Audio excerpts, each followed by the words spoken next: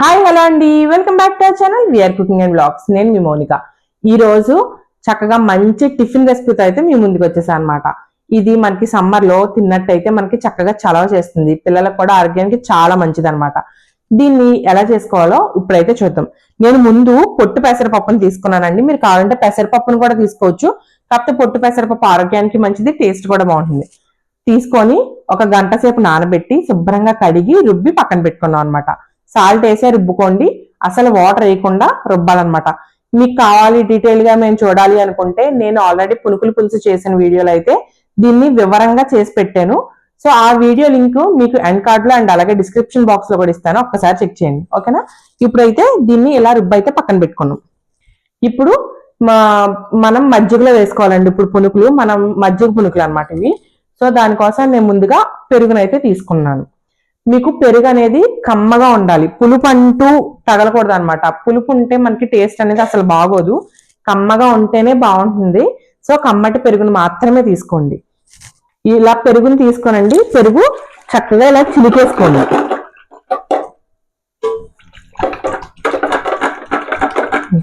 ఇలా ఈ కన్సిస్టెన్సీలో, అంటే మరీ పలచగా కాకుండా చిక్కగా కాకుండా పెరుగుని అయితే చేసుకోండి. చేసుకున్న తర్వాత మనం కొద్దిగా దీనికి రుచికి తగ్గట్టుగా వేసుకోండి. మనం ఆల్రెడీ పునుకుల్లో కూడా వేస్తాం, అలాగే మజ్జిగలో కూడా సరిపడా వేసుకోండి, ఎక్కువ వేసుకోకండి, లేదంటే ఉప్పు ఎక్కువ అయిపోతుంది అనమాట. వేసేసుకొని ఒక్కసారి మళ్ళీ గిలక్ కొట్టేసుకోండి. ఇలా ఒక పెద్ద బౌల్లోకి అయితే వేసేసుకోండి, ఎందుకంటే మనం పునుకులు వేస్తాం కదా, పునుకులు వేసినప్పుడు వాటికి ఫ్రీగా ఉంటేనే చక్కగా పీల్చుకుంటాయి అనమాట. సో ఇలా ఒక పెద్ద గిన్నెలో అయితే వేసేసుకోండి. ఇప్పుడు వీటికి తాలింపు పెట్టుకుందాం. ఇప్పుడు మజ్జిగ చేసి పక్కన పెట్టుకున్నాం కదండి. సో ఇందులో మనం తాలింపు పెట్టుకోవాలన్నమాట ఫస్ట్. సో తాలింపు కోసం కొద్దిగా ఆయిల్ వేసుకోండి, ఎక్కువ అక్కర్లేదు, కొద్దిగా వేసుకుంటే సరిపోతుంది. ఆయిల్ కొద్దిగా వేడెక్కనివ్వండి.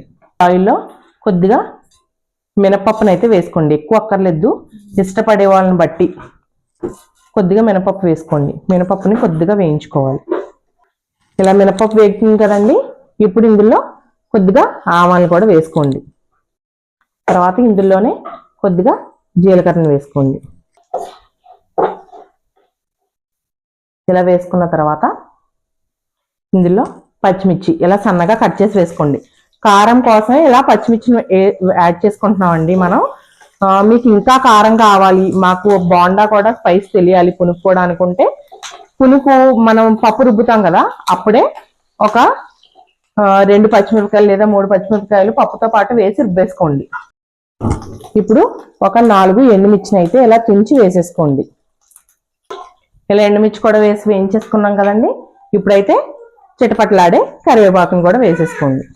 తాలింపు అనేది చల్లారిపోయిందండి. తాలింపు అయితే మనం ఇప్పుడు ఇందులో వేసేసుకుందాం. అన్ని వేసి ఒకసారి కలిపేసుకోండి. తాలింపు వేసిన తర్వాత ఇందులో మీకు కావాలంటే పసుపును కూడా యాడ్ చేసుకోవచ్చు. నాకేంటంటే ఇలాగా తెల్లగా ఉంటే మజ్జిగ మనకు పునుకులు అవి కూడా టేస్ట్ గా అనిపిస్తాయి, నాకు ఇలా నచ్చుతుంది కాబట్టి నేను ఇలా వేసుకున్నాను. మీకు కావాలనుకుంటే పసుపును కూడా యాడ్ చేసుకోండి తాలింపు వేసుకున్నప్పుడే. సో దీన్ని ఇప్పుడు ఇలా ఉంచేసి ఇప్పుడు ఇంకో పాన్ లో ఆయిల్ అయితే వేసుకుందాం. కొంచెం ఆయిల్ కాగనిద్దామండి. మనం ముందుగా రుబ్బుకున్న పెసరపప్పు ఉంది కదండి, నూనె కాగేలోపు ఈ పెసరపప్పుని ఇలా ఒకసారి బాగా బీట్ చేసుకుందాం. ఇలా బీట్ చేసుకున్నట్టయితే ఇందులోకి గాలి అనేది బాగా చేరి మనకి పునుకులు అనేవి చక్కగా గుల్లగా వస్తాయి అన్నమాట. ఇది ఈ పునుకులు వేయడానికే కాదు, గారెలు వేసుకున్న మనం పునుకులు లాగా చిన్న చిన్నవి చల పునుకులు లాగా వేసుకుంటాం కదండి మజ్జిగ కలుపుకొని మైదా పిండితో. సో వాటికి కూడా ఇలాగా మనం బీట్ చేసుకున్నట్టయితే ఏమవుతుందంటే చక్కగా గుల్లగా వస్తాయి అనమాట. సో ఈ టిప్ మాత్రం ఫాలో అవ్వండి, మీకు మంచి రిజల్ట్ కనిపిస్తుంది అనమాట. ఇప్పుడు ఇందులో పిండి మనకి నచ్చిన సైజులో పునుకులను అయితే తీసుకోండి. పునుకులు తీసుకొని వేసుకోండి.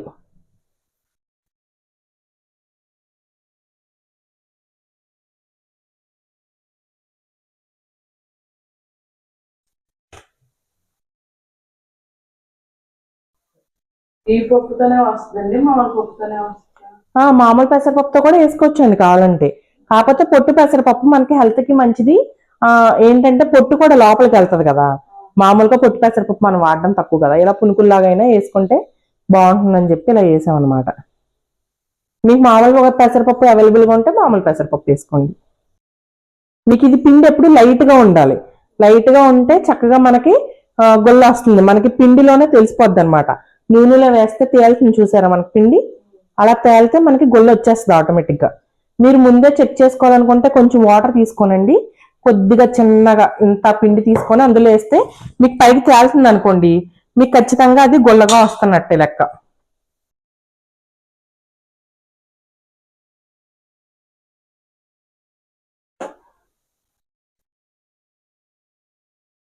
ఇప్పుడు చెప్పనా, చూసారు కదా మనకు పునుకులు అనేవి చక్కగా ఉడికినాయి అనమాట.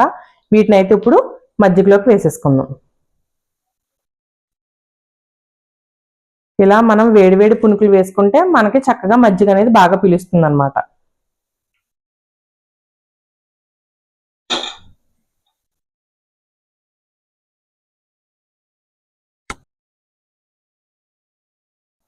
సో చూసారు కదా మన ప్రాసెస్ అంతా చాలా సింపుల్ గా టేస్టీగా చేసుకోవచ్చు అనమాట. ఇప్పుడైతే టేస్ట్ చేసి ఎలా ఉందో మీకైతే రివ్యూ ఇస్తాను. అంత స్మూత్ గా ఉందండి. వెనపస తెలుసా, వెనపస అంత స్మూత్ గా భలే దిగిపోతుంది అనమాట. సో మీరు కూడా ఖచ్చితంగా ట్రై చేయండి. పిల్లలకి వేసవకాలంలో ఇలా చేసి పెడితే చక్కగా చలవ చేస్తుంది అనమాట. దీన్ని మీరు కావాలనుకుంటే మనం నైట్ చేసేసుకొని ఫ్రిడ్జ్ లో పెట్టుకొని మార్నింగే టిఫిన్ కింద చక్కగా చల్లగా తిన్నా కూడా బాగుంటుంది. నైట్ తినాలనుకున్న వాళ్ళు మార్నింగే చేసుకొని ఫ్రిడ్జ్ లో పెట్టుకొని నైట్ ఈవినింగ్ కూడా తినొచ్చు అనమాట. ఎలాగైనా తినొచ్చు, ఇలా ఫ్రెష్ గా తిన్నా కూడా చాలా బాగుంటుంది. ఇవి వేగానే కన్నా కూడా 1 గంట నానిన తర్వాత మీరు ఫ్రెష్ గా తినాలి అనుకుంటే వేగానే కొన్నా కూడా 1 గంట నానిన తర్వాత తింటే మనకి ఆ మజ్జిగంతా పీల్చుకొని బాగుంటాయి అనమాట పునుకులు. ఓకే అండి, సో మరో మంచి వీడియోతో మళ్ళీ కలుద్దాం. బాయ్.